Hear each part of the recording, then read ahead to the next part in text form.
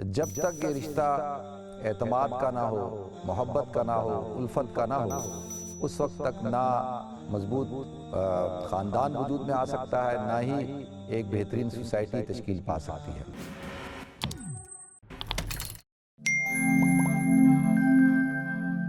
الحمدللہ رب العالمین والعاقبۃ للمتقین والصلاۃ والسلام علی اشرف الانبیاء والمرسلین وعلی آلہ وصحبہ اجمعین، اما بعد فاعوذ باللہ السمیع العلیم من الشیطان الرجیم، بسم اللہ الرحمن الرحیم۔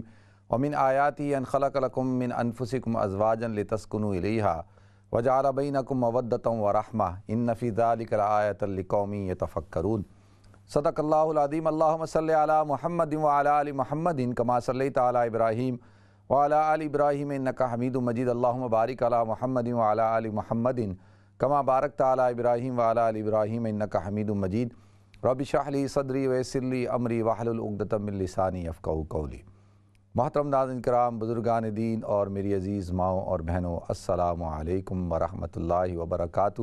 ناظرین، ایک مثالی اور مضبوط معاشرے کے لیے ایک مستحکم خاندان کی ضرورت ہوتی ہے، اور مستحکم خاندان کے لیے میاں بیوی کا ایک باہمی اچھا تعلق، بہترین تعلق ہونا ضروری ہے۔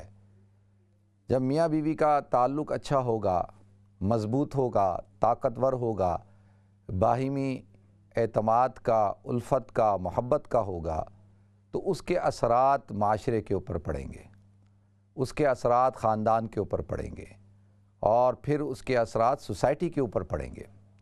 تو لہذا اگر ہم چاہتے ہیں کہ اپنے معاشرے کو، اپنی سوسائٹی کو مستحکم کریں، ایک مثالی معاشرہ بنائیں، تو اس کے لیے ہمیں اپنے خاندان کو مضبوط کرنا ہوگا۔ اور خاندان کو مضبوط کرنا ہے، خاندان کو ایک مثالی خاندان بنانا ہے، تو اس کے لیے میاں بیوی کا جو تعلق ہے، میاں بیوی کا جو ایک دوسرے کے ساتھ رشتہ ہے، اس رشتے کو باہمی اعتماد کا، محبت کا، الفت کا بنانا ہوگا۔ جب تک یہ رشتہ اعتماد کا نہ ہو، محبت کا نہ ہو، الفت کا نہ ہو، اس وقت تک نہ مضبوط خاندان وجود میں آ سکتا ہے، نہ ہی ایک بہترین سوسائٹی تشکیل پا سکتی ہے۔ قرآن پاک میں اللہ رب العزت نے ارشاد فرمایا، وَمِنْ آیَاتِهِ أَنْ خَلَقَ لَكُم مِّنْ أَنفُسِكُمْ أَزْوَاجًا، کہ اللہ کی نشانیوں میں سے یہ نشانی ہے، وَمِنْ آیَاتِهِ أَنْ خَلَقَ لَكُم مِّنْ أَنفُسِكُمْ أَزْوَاجًا، کہ اللہ تعالیٰ نے تمہارے لیے تمہیں میں سے جوڑے بنائے، لِتَسْكُنُوا إِلَيْهَا، اور وہ جوڑے یعنی میاں بیوی ایک دوسرے کے لیے، اور بیوی شوہر کے لیے، لِتَسْكُنُوا إِلَيْهَا، اس کے اندر اللہ تعالیٰ نے کیا رکھا؟ سکون رکھا ہے، لِتَسْكُنُوا إِلَيْهَا وَجَعَلَ بَيْنَكُمْ مَوَدَّةً وَرَحْمَةً، اور اللہ کہتے ہیں ہم نے ان کے درمیان، تمہارے درمیان مودت کو اور محبت کو رکھا ہے۔ دیکھیں، یہ اللہ کی نشانیوں میں سے ایک نشانی ہے کہ اللہ تعالیٰ نے مرد اور عورت کا ایک جوڑا بنایا، ایک رشتہ بنایا ہے، اور یہ رشتہ ناظرین اتنا مضبوط اور اتنا تاریخی ہے، اگر اس اعتبار سے کہا جائے کہ جتنی انسانیت کی تاریخ پرانی ہے، جب سے انسانیت کا وجود ہے اس وقت سے اس رشتے کا وجود ہے۔ دیکھیں، والد کا رشتہ، والدہ کا رشتہ، بیٹے کا، بیٹی کا، بہن، بھائی، چاچا، ماموں، یہ سارے رشتے بعد میں آئے۔ سب سے پہلا رشتہ جو ہے ایک شوہر کا اور ایک بیوی کا رشتہ ہے، اور یہ رشتہ اللہ رب العزت نے جنت کے اندر تخلیق فرمایا کہ سب سے پہلے حضرت آدم علیہ السلام کے لیے ان کی زوجہ حضرت حوا کو اللہ تعالیٰ نے وجود عطا فرمایا۔ تو آپ اس سے اندازہ کر سکتے ہیں کہ یہ رشتہ کتنا اہم رشتہ ہے کہ تمام رشتے اس کے بعد وجود میں آتے ہیں، پہلے یہ رشتہ وجود میں آتا ہے۔ تو اس سے آپ حضرات اندازہ کر سکتے ہیں۔ تو اللہ کہتے ہیں یہ میری نشانیوں میں سے ایک نشانی ہے، وَمِنْ آیَاتِهِ أَنْ خَلَقَ لَكُم مِّنْ أَنفُسِكُمْ أَزْوَاجًا لِتَسْكُنُوا إِلَيْهَا، تاکہ سکون حاصل ہو۔ سکون کے لیے اللہ تعالیٰ نے اس رشتے کو بنایا۔ اگر باہمی آپس میں اتحاد، محبت، اتفاق، پیار، اعتماد نہ ہو تو سکون بھی نہیں ہوگا۔ تو لہذا اگر سکون ہے، میاں بیوی کے رشتے کے اندر اگر سکون نہیں تو وہ رشتہ کسی کام کا نہیں، پھر وہ ایک رشتہ جو ہے واجبی سا ہوتا ہے، وہ ایک رشتہ جو ہے وہ گزارے کا رشتہ ہوتا ہے۔ اگر شوہر کو بیوی کی ذات سے سکون حاصل نہیں ہو رہا اور بیوی کو شوہر کی ذات سے سکون حاصل نہیں ہو رہا تو پھر کیا ہوگا کہ وہ رشتہ آپس میں اس کے اندر دراڑ پڑ جائے گی، وہ رشتہ کمزور ہو جائے گا، وہ رشتہ جو ہے وہ پھر زیادہ دیر پائیدار نہیں رہ سکتا، وہ چل نہیں سکتا۔ تو لہذا لِتَسْكُنُوا إِلَيْهَا وَجَعَلَ، پھر اللہ کہتے ہیں ہم نے وَجَعَلَ بَيْنَكُمْ مَوَدَّةً وَرَحْمَةً، کہ ہم نے محبت یعنی مودت رکھی ہے اور رحمت رکھی ہے۔ یہ اللہ کی طرف سے ہوتا ہے۔ دیکھیں ایک لڑکا ہے ایک لڑکی ہے، نکاح کے بعد ان دونوں کے درمیان جو تعلق پیدا ہوتا ہے، جو اللہ تعالیٰ ایک رشتہ قائم کراتے ہیں، وہ رشتہ اس رشتے کی برکات ہی ہوتی ہیں کہ ایک دوسرے کے دل میں اللہ تعالیٰ محبت کو پیدا کر دیتے ہیں۔ نکاح سے پہلے، شادی سے پہلے چاہے جتنا ہی آدمی کسی خاتون سے یا خاتون کسی آدمی سے محبت کا اظہار کریں یا تعلق قائم کریں، وہ واجبی سا ہوتا ہے، اس کی کوئی حیثیت نہیں ہوتی ہے، اس کے اندر اللہ کی رحمت نہیں ہوتی، اس کے اندر اللہ کی برکات نہیں ہوتی ہیں۔ اور جیسی اجنبیت کا رشتہ جب نکاح کے رشتے کے اندر بدل جاتا ہے تو اللہ تعالیٰ کیسے اس کے اندر مودت کو، محبت کو پیدا کر دیتے ہیں، رحم کو پیدا کر دیتے ہیں، اور ایک دوسرے کے لیے رحم کا جذبہ پیدا ہو جاتا ہے۔ یعنی جب بیوی تکلیف میں ہو تو شوہر کے اندر رحم کا جذبہ پیدا ہوتا ہے، شوہر تکلیف میں ہو تو بیوی کے اندر رحم کا جذبہ پیدا ہوتا ہے، اور وہ اس کی تیمارداری کرتی ہے، وہ اس کا خیال رکھتا ہے۔ تو لہذا اس جو اتنا بہترین رشتہ ہے، اللہ فرماتے ہیں اِنَّ فِي ذَلِكَ لَآیَةً لِقَوْمٍ يَتَفَکَّرُونَ، کہ اس کے اندر نشانی ہے اس قوم کے لیے جو غور و فکر کرتے ہیں۔ تو ناظرین، آج آپ دیکھتے ہیں ویسٹ کے اندر جو صورتحال ہے، اور ویسٹ کا جو خاندانی نظام ختم ہو چکا، جو آپ کو ایک مضبوط خاندان نظر نہیں آتا، اس کی بنیادی وجہ یہ ہے کہ ان کے ہاں یہ جو میاں بیوی کا جو رشتہ ہے یہ بالکل ناپید ہوتا چلا گیا، یہ ختم ہو چکا ہے۔ زیادہ تر لوگ جو ہے وہ نکاح نہیں کرتے، شادی نہیں کرتے، بس ایسی ایک دوسرے کے ساتھ گرل فرینڈ بوائے فرینڈ بن کے رہتے ہیں اور نکاح سے دور بھاگتے ہیں۔ اس کی وجہ سے آپ دیکھیں کہ وہ رشتہ پائیدار نہیں ہوتا، کچھ ہی عرصہ وہ تعلق چلے گا اور فوراً ہی وہ تعلق ختم ہو جائے گا، تھوڑے عرصے بعد پھر دوسرا تعلق، پھر تیسرا تعلق آتا ہے۔ ایوریج یو کے اندر ایوریج مرد اور عورت جو ہے وہ زندگی کے اندر ان کی ایوریج جو تعلقات ہوتے ہیں 10 مرد اور جو ہے اسی طرح سے 10 عورتیں، یعنی ایک مرد کا ایوریج عورت سے تعلق جو ہے، یعنی اس کی زندگی میں جو عورتیں آتی ہیں وہ 10 عورتیں ہوتی ہیں۔ اسی طرح عورتوں کی زندگی کے اندر 10 سے زیادہ مرد ہوتے ہیں۔ اور یہ کیا نشاندہی کرتا ہے؟ یہ نشاندہی یہ کرتا ہے کہ یہ جو 60 سالہ زندگی ہے، اس 60 سالہ زندگی کے اندر جوانی کی زندگی کتنی ہوتی ہے؟ 40 سال، 45 سال، 50 سال۔ تو اس زندگی کے اندر ہر کچھ عرصے بعد جو ہے وہ مرد عورت کو بدل لیتا ہے اور عورت جو ہے وہ مرد کو بدل لیتی ہے۔ اس کا نتیجہ کیا نکلا؟ اس کا نتیجہ یہ نکلا کہ خاندان کمزور ہو گیا، اور خاندان کمزور ہوا کیونکہ خاندان صرف میاں بیوی کے یعنی مرد اور عورت کے وجود کا نام نہیں ہے، بلکہ ان کے تعلق سے آگے جو نسل چلتی ہے، بچے پیدا ہوتے ہیں، وہ پھر پروان چڑھتے ہیں، اس کو ایک خاندان کہا جاتا ہے۔ تو لہذا اس کی وجہ سے کیا ہوا کہ ایک مضبوط خاندان کا وجود جو ہے وہ ناپید ہو گیا، اور تعلقات کے اندر استحکام نہ ہونے کی وجہ سے آج آپ دیکھ لیں پوری ویسٹ کا یہی حال ہے کہ یہاں پر افرادی قوت ہی نہیں ہے۔ ہم اپنے ارد گرد نظر دوڑا کے دیکھیں، میری گلی کے اندر میں 3 کپل ہیں جن کو میں جانتا ہوں، اور جو ہے ایک میرا پڑوسی ہے، ایک سامنے رہتا ہے، ایک اس کے ساتھ رہتا ہے، اور تینوں جو ہے وہ اب بڑی عمر کے ہو گئے ہیں اور ان کے بچے نہیں ہیں، ان کے بچے ہی نہیں ہیں۔ تو آپ اندازہ کریں کہ اب یہ تو میں آپ کو اپنی گلی کی بات بتا رہا ہوں، تو یہی پھر آپ کو پوری سوسائٹی کے اندر نظر آتا ہے۔ تو لہذا ناظرین، یہ جو اتنا ایک اہم انسٹیٹیوشن ہے، یہ اس کی جو یہ عمارت جو قائم ہے اور اس کی جو بنیادیں ہیں وہ کیا چیز ہے؟ میں آپ حضرات کو بنیاد بتاتا ہوں۔ بنیاد کیا ہے؟ قرآن پاک میں اللہ تعالیٰ نے ارشاد فرمایا وَعَاشِرُوهُنَّ بِالْمَعْرُوفِ، کہ سب سے پہلے تو میں آپ کو مردوں کی جو ذمہ داری ہے، شوہر کی جو ذمہ داری ہے وہ بیان کرتا ہوں کہ شوہر کا کیا رویہ ہونا چاہیے، شوہر کا اپنی بیوی کے ساتھ تعلق کیسا ہونا چاہیے۔ قرآن کہتا ہے وَعَاشِرُوهُنَّ بِالْمَعْرُوفِ، کہ ان کے ساتھ اچھی طرح سے زندگی گزارو، معروف طریقے کے ساتھ زندگی گزارو، معاشرت تمہاری بیویوں کے ساتھ اچھی ہونی چاہیے۔ کیوں؟ دیکھیں اللہ کے رسول صلی اللہ علیہ وسلم نے ارشاد فرمایا کہ خیرکم خیرکم من اہلی وانا خیر من اہلی، کہ تم میں سے سب سے بہترین آدمی وہ ہے جو اپنی بیوی کے ساتھ بہتر ہے، اور میں تم میں سب سے زیادہ اپنی بیویوں کے ساتھ بہتر ہوں۔ اب آپ دیکھیں اللہ کے رسول صلی اللہ علیہ وسلم نے اپنے آپ کو مثال کے طور پہ سب سے پہلے اگزامپل کے طور پہ اپنے آپ کو پیش کیا، میں سب سے بہتر ہوں اپنی بیویوں کے ساتھ، تو لہذا تم جو ہے وہ بھی اپنی بیویوں کے ساتھ بہتر ہو تو تم سب سے بہترین آدمی ہو۔ اکمل المؤمنین ایمانا احسنہم خلقا، کہ مومن کا ایمان، کامل ایمان والا مومن وہ ہے جس کے اخلاق اچھے ہیں، اور جس کے اخلاق اچھے ہیں وہ سب سے زیادہ تمہارے اچھے اخلاق کا مظاہرہ کس کے سامنے ہونا چاہیے کہ ضرورت مند کون ہے؟ وہ تمہاری بیوی ہے۔ لہذا اگر تم اپنی بیوی کے ساتھ حسن سلوک کے ساتھ پیش نہیں آتے تو تمہارے اخلاق بہتر نہیں ہے، چاہے ساری دنیا کے ساتھ بہتر ہوں، پھر وہ بہترین اخلاق نہیں ہے۔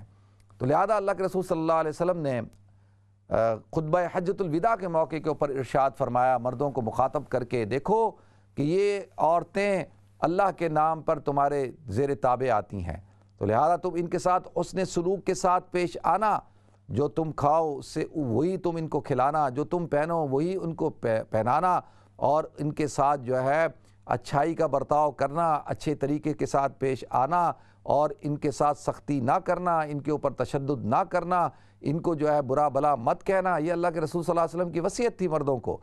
کیوں؟ فرمایا وَعَاشِرُوهُنَّ بِالْمَعْرُوفِ فَإِن كَرِهْتُمُوهُنَّ،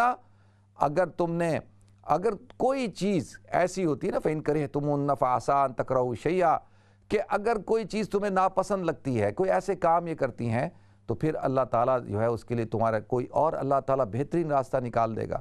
وَجَعَلَ اللَّهُ فِيهِ خَيْرًا كَثِيرًا، تو اللہ تعالیٰ اس سے بھی کوئی خیر کو وجود عطا فرمائے گا۔ اگر کوئی بات بری لگے تو ایک بات اگر بری لگی ہے تو اللہ کے رسول نے ارشاد فرمایا ہو سکتا ہے کہ اس کی کوئی بہت ساری باتیں اچھی ہوں گی، تو ان اچھی باتوں کی طرف جو ہے نظر رکھو۔ اور فرمایا کہ یا ایھا الذین آمنوا ان من ازواجکم واولادکم عدو لکم، اے ایمان والو، قرآن کہتا ہے کہ تمہاری بیویاں، تمہارے اولادیں جو ہے وہ تمہارے دشمن ہیں۔ کیا مطلب؟ کہ اگر وہ تمہیں اللہ سے دور کریں اور ایسے کام کریں جو تمہیں اللہ سے دور کرنے والے ہیں، یا ایسی حرکتیں کریں کہ جس کی وجہ سے تم کوئی ایسا کام کر دو جس سے تم اللہ سے دور ہو جاؤ، تو پھر اس وقت میں تم کیا کرنا؟ اگر ان سے کوئی ایسا عمل پیش آ جائے تو وَإِن تَعْفُوا وَتَصْفَحُوا وَتَغْفِرُوا، اگر تم معاف کر دو، صلح صفائی کرو، درگزر کر دو، معاف کر دو، اور جو ہے وہ اللہ تعالیٰ کیا کرے گا؟ اللہ تعالیٰ بہترین غفور الرحیم ہے، اللہ تمہیں معاف کر دے گا۔ تو لہذا دیکھیں یہ مردوں کو کہا گیا کہ اپنی بیویوں کے ساتھ حسن سلوک کے ساتھ پیش آنا ہے۔ ازواج مطہرات حضرت ام عائشہ صدیقہ رضی اللہ تعالی عنہ، اسی طرح سے حضرت اسماء رضی اللہ تعالی عنہ، اور تمام ازواج مطہرات فرماتی ہیں کہ نبی کریم صلی اللہ علیہ وسلم گھر کے اندر ہمارے ساتھ ہمارے گھر کے کاموں میں ہاتھ بٹاتے تھے، آپ حسن سلوک کے ساتھ پیش آتے تھے۔ اللہ کے رسول صلی اللہ علیہ وسلم کا رویہ جو تھا وہ انتہائی مشفقانہ تھا، محبت والا رویہ تھا۔ آپ صلی اللہ علیہ وسلم، حضرت عائشہ فرماتی ہیں کہ میری سہیلیاں میرے ساتھ بیٹھی تھیں، اور جیسی نبی کریم صلی اللہ علیہ وسلم آئے تو میری سہیلیاں جو ہے چھپ گئیں، تو اللہ کے رسول صلی اللہ علیہ وسلم نے میری سہیلیوں کو ایک ایک کو نکال کر کہا کہ جاؤ عائشہ کے ساتھ بیٹھو اور اس کے ساتھ باتیں کرو۔ اسی طرح سے اسماء فرماتی ہیں۔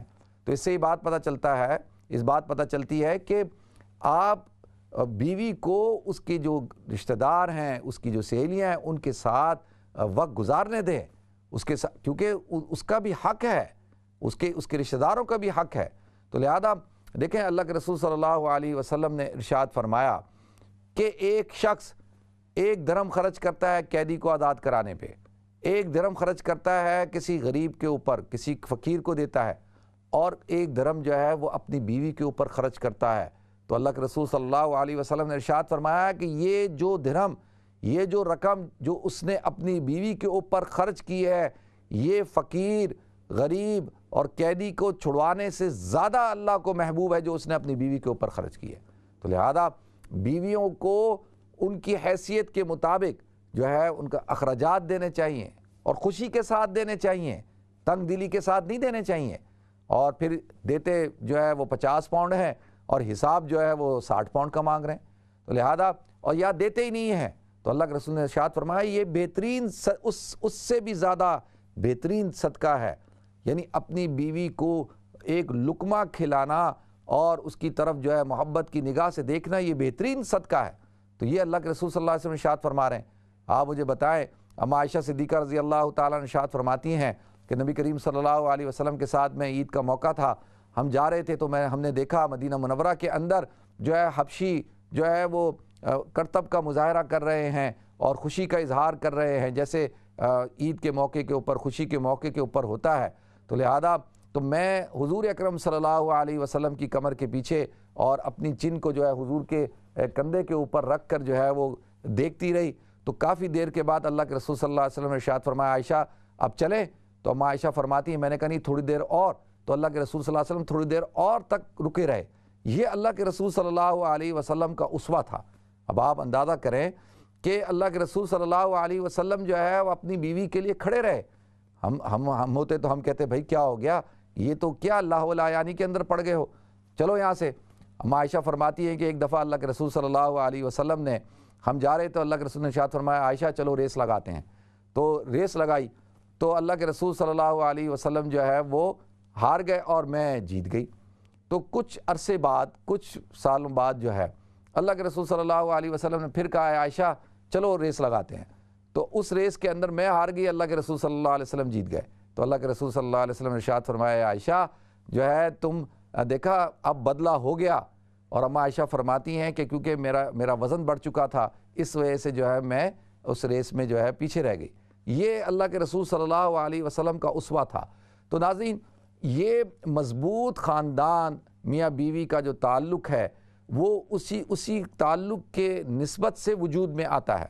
تو قرآن پاک میں اللہ رب العزت نے بڑی خوبصورت انداز کے اندر جو ہے میاں بیوی کی مثال دی ہے کہ میاں بیوی کا تعلق کیسا ہوتا ہے۔ فرمایا ہن لباس لکم وانتم لباس لہن، کہ وہ تمہارے لیے لباس ہیں، تم ان کے لیے لباس ہے۔ اب دیکھیں ناظرین، لباس جو ہوتا ہے، لباس کا جو تعلق جسم کے ساتھ جتنا قریبی ہوتا ہے کسی چیز کا نہیں ہوتا، کیونکہ لباس جسم کے ساتھ منسلک ہوتا ہے۔ میرا لباس میرے جسم کے ساتھ لگا ہوا ہے اور ہر وقت لگا ہوا ہے، کبھی بھی جدا نہیں ہوتا۔ تو لہذا اور یہی لباس انسان کی شخصیت کا مظہر ہوتا ہے۔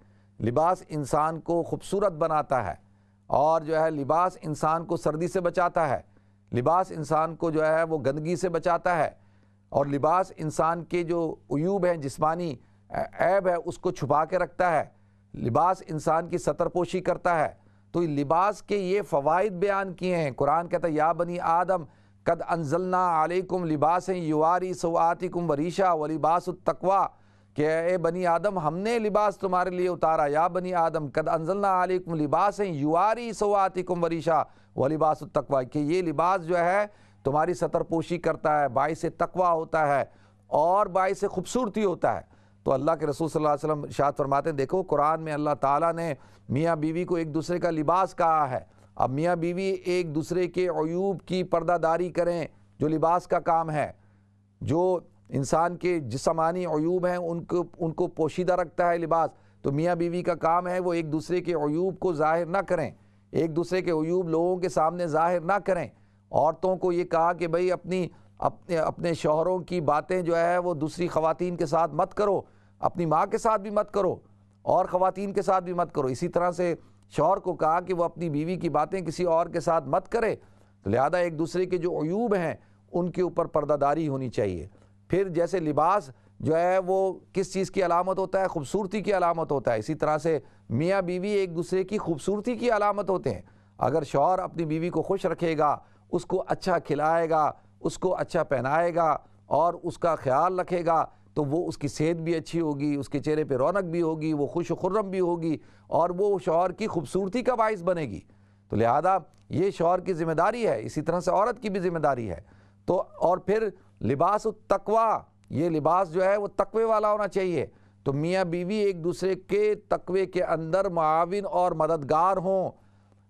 شوہر جو ہے وہ گناہوں سے، اور اس کی جو بیوی ہے اپنے شوہر کو گناہوں سے بچانے والی ہو، اور شوہر جو ہے وہ اپنی بیوی کو گناہوں سے بچانے والا ہو، اور ان دونوں کو ایک دوسرے کے سوا کوئی اور نظر نہ آتا ہو۔ تو لہذا یہ اللہ تعالیٰ نے ارشاد فرمایا ہن لباس لکم وانتم لباس لہن۔